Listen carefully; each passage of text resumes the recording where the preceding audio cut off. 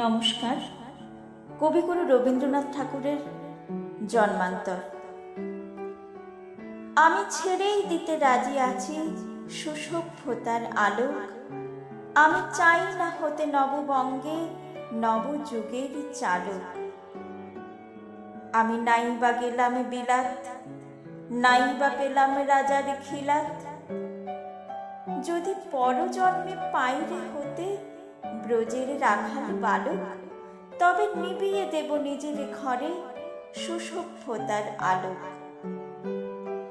যারা নিত্য কেবল ধেনু চড়ায় বংশী বটের তলে, যারা গুঞ্জা ফুলের মালা গেথে পরে পরায় গলে, যারা বৃন্দাবনের বনে সদাই শ্যামের বাঁশি শোনে, যারা যমুনাতে ঝাঁপিয়ে পড়ে শীতল কালো জলে, যারা নিত্য কেবল ধেনু চড়ায় বংশী বটের তলে, ওরে বিহান হলো যাবরে ভাই ডাকে পরশ পরে।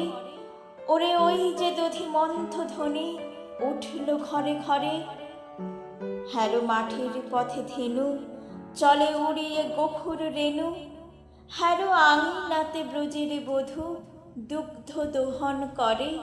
ওরে বিহান হলো যাবরে ভাই ডাকে পরশ পরে। ওরে সাঙন মেঘের ছায়া পড়ে কালো তমাল মূলে।